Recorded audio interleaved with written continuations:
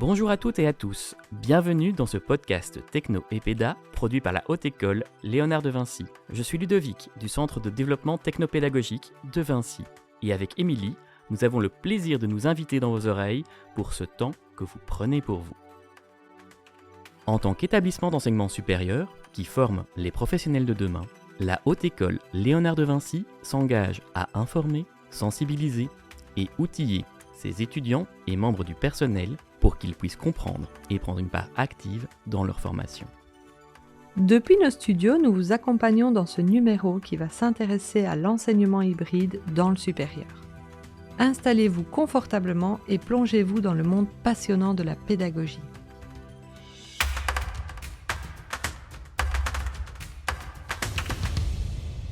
Aujourd'hui, nous échangeons avec la professeure Bernadette Charlier, professeure émérite de l'Université de Fribourg, professeure invitée à l'UC Louvain en sciences de l'éducation et chercheuse en technologie de l'éducation.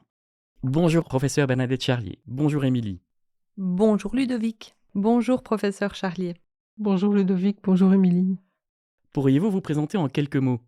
Alors c'est assez difficile en quelques mots. Je suis effectivement chercheur, puis aussi enseignant. Et en tant que spécialiste en technologie de l'éducation, je suis conceptrice et créatrice de dispositifs.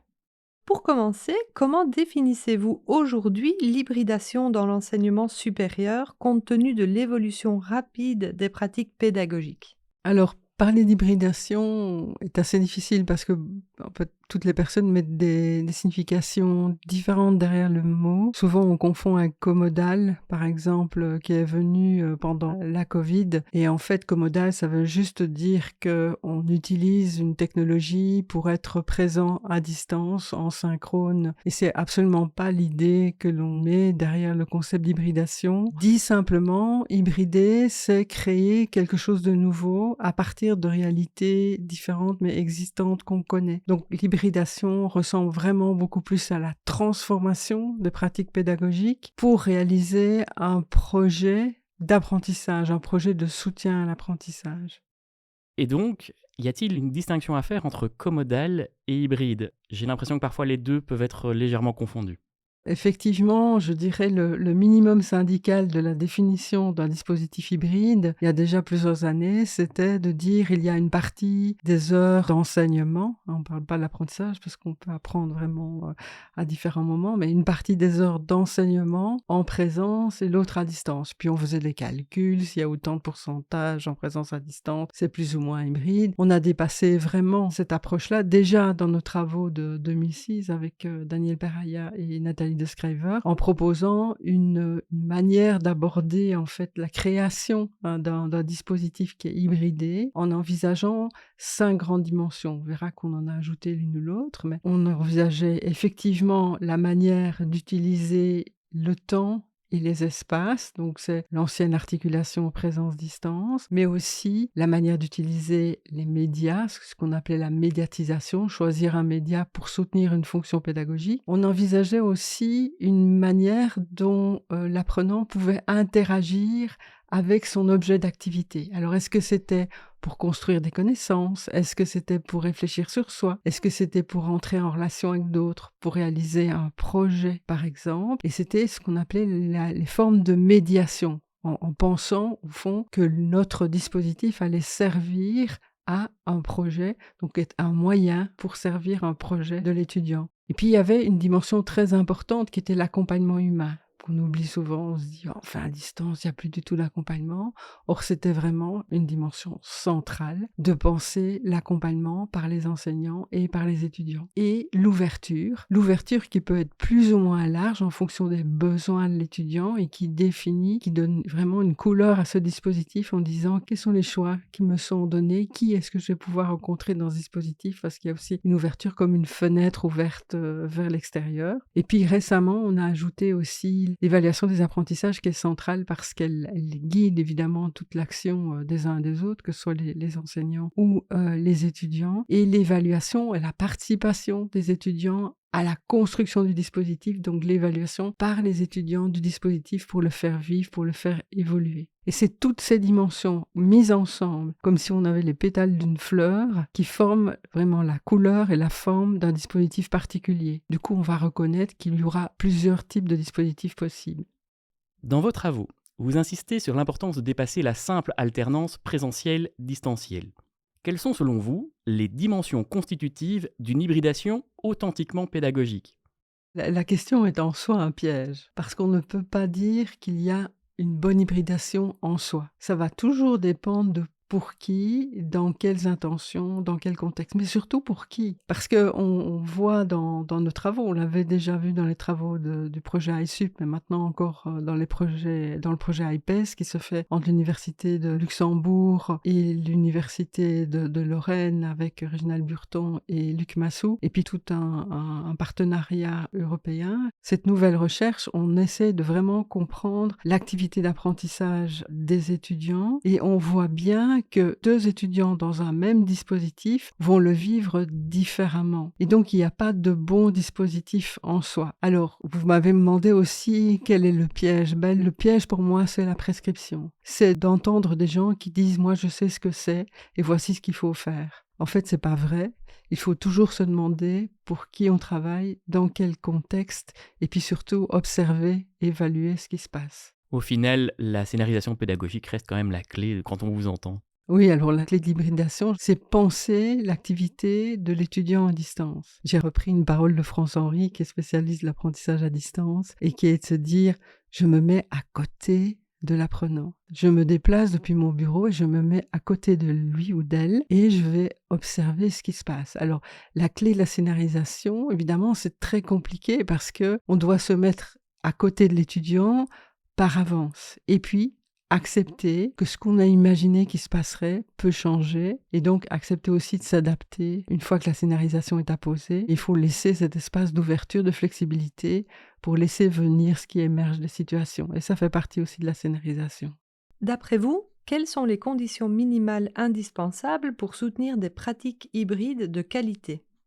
Alors, une première condition, c'est que les enseignants ils soient autorisés. Or, pour que les enseignants, les formateurs et les étudiants aussi d'ailleurs, ils soient autorisés, il y a un travail à faire sur la réglementation, à la fois sur le calcul des heures des prestataires, des enseignantes et des enseignants. Il y a aussi un travail à faire parfois sur les bâtiments, pour faire en sorte que, ça c'est plutôt du point de vue des étudiants, ils aient des espaces pour vraiment travailler, donc avoir une activité, apprendre dans une haute école, dans les bâtiments de la haute école, en dehors des salles de classe, donc c'est dans une bibliothèque, etc. Mais ça peut dire aussi pouvoir faire du bruit, pouvoir discuter avec d'autres, pouvoir regarder une vidéo, et donc créer des espaces qui sont de réels espaces d'apprentissage, du point de vue des étudiants, des espaces et des temps, et du point de vue des enseignants aussi, des espaces et des temps, mais qui sont autorisés par une réglementation. Beaucoup d'enseignants expriment un sentiment de surcharge. Comment peut-on les accompagner pour que l'hybridation ne soit pas vécue comme un surtravail, mais comme une opportunité pédagogique ? Je crois qu'on pense la surcharge si on pense son métier comme étant un métier où on vient dans l'auditoire et on fait ses 2-3 heures de cours ou son heure de cours ou son atelier, puis on ferme la porte et on s'en va. C'est vrai qu'à ce moment-là, d'une certaine manière, les choses sont contrôlées, on a pu préparer, on sait que voilà, une fois qu'on a terminé, on peut rentrer chez soi. Il faut donc pouvoir regarder son métier différemment et distribuer les tâches et l'investissement, l'engagement à des moments différents. Mais ça ne veut pas dire tout le temps, n'importe quand, etc. Donc ça veut dire pouvoir revoir son agenda pour se dire, bon, j'investis, alors normalement ça peut être le même temps en fait pour un cours, mais avec des activités différentes. Et donc ça, c'est déjà une manière de pouvoir, entre guillemets, même se soulager soi-même. Ça demande un effort de planification, mais on peut le faire. Et puis une autre manière de soulager les enseignants, c'est effectivement de leur donner des outils de gestion des outils qui permettent peut-être une meilleure réutilisation de certaines scénarisations, une meilleure réutilisation des objets de formation qu'on a créés, des vidéos, des podcasts, des PowerPoint, un meilleur partage avec d'autres, et puis aussi, lorsque c'est le cas, par exemple quand on a un grand nombre, avoir des plateformes par exemple qui aident à la correction de grand nombre de copies. Aujourd'hui, alors par rapport à ce que moi j'ai vécu, il y a énormément d'outils disponibles, et donc c'est le mettre à disposition, les rendre accessibles, avoir une aide. Mais c'est vrai que la première chose, c'est peut-être s'aider à changer de posture. L'hybridation ou le concept de dispositif hybride vous semble-t-elle une réponse adéquate à la diversité des besoins et des réalités des apprenants et apprenantes ?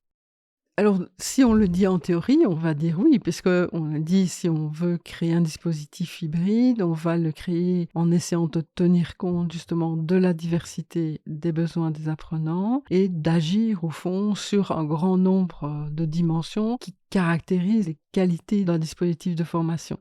Donc si on se donne cette flexibilité-là, d'adapter les dispositifs concrets aux besoins et de les modifier au fil de ce qu'on observe, à ce moment-là, oui, c'est une réponse. Ça n'est pas une réponse quand, comme je l'ai dit au début du podcast, on croit qu'on a un modèle et qu'il faut absolument l'appliquer. L'un des enjeux, souvent exprimés par les enseignants, est de maintenir une présence pédagogique forte. Quels repères concrets donner aux enseignants pour maintenir cette présence pédagogique forte, même à distance ? Alors, il faut d'abord se demander, mais ça veut dire quoi, la présence ? Est-ce que quand moi j'enseigne, si je faisais un exposé, donc sans activité, etc., dans un auditoire avec 200 étudiantes et étudiants, est-ce que je suis vraiment présente pour mes étudiants, même si physiquement on est tous et toutes dans la même salle? C'est vrai que l'expression que vous avez utilisée, même à distance, c'est une expression qu'on entend souvent.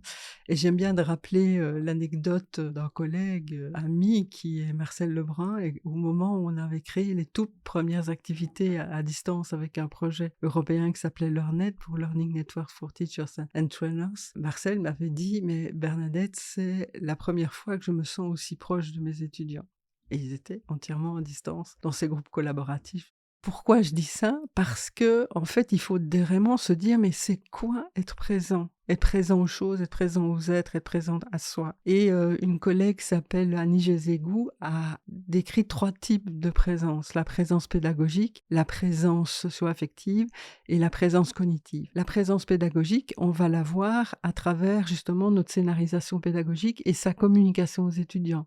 Les objectifs, la structure, les activités qu'on doit faire, etc. C'est déjà une forme de présence. Il y a la présence socio-affective qui va faire en sorte que les étudiants, on les reconnaît, on répond à leurs questions, on est attentif aux signaux d'alerte quand ils ne répondent pas ou ne semblent pas justement eux être là alors qu'ils sont peut-être à l'écran ou dans la salle. Et la présence cognitive, c'est permettre au fond qu'il y ait un réel travail, une réelle activité ensemble sur un même contenu, qu'on soit tous et toutes actifs sur une réflexion, sur un problème à résoudre, sur une analyse de cas, etc. Et toutes ces présences-là, on peut complètement les vivre, que ce soit dans l'auditoire bien sûr, mais aussi à distance. Pour conclure, si vous deviez identifier 3 principes clés à garder absolument en tête lors de la scénarisation ou la conception d'un dispositif hybride, quels seraient-ils ? Pour moi, le premier principe clé, c'est penser l'activité des étudiantes et des étudiants à distance.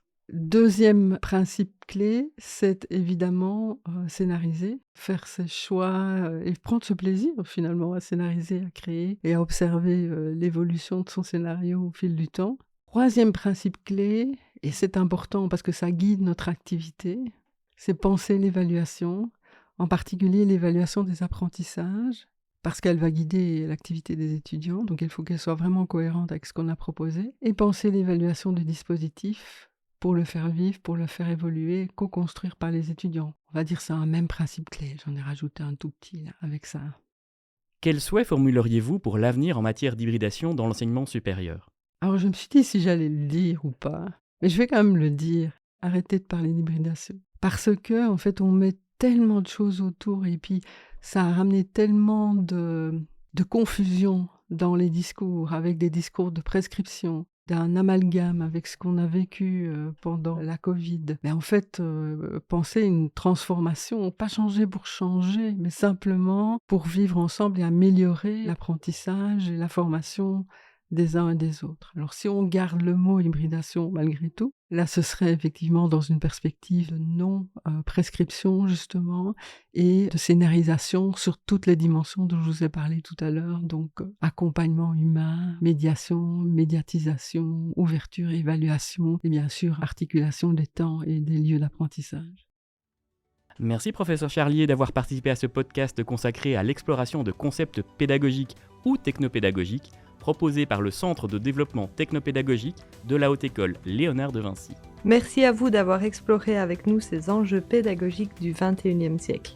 Et d'avoir fouillé ces premiers aspects liés à l'hybridation comme levier actionnable dans le cadre de la conception de dispositifs d'apprentissage innovants. Si ce podcast vous a plu, n'hésitez pas à le liker, le partager et le diffuser autour de vous.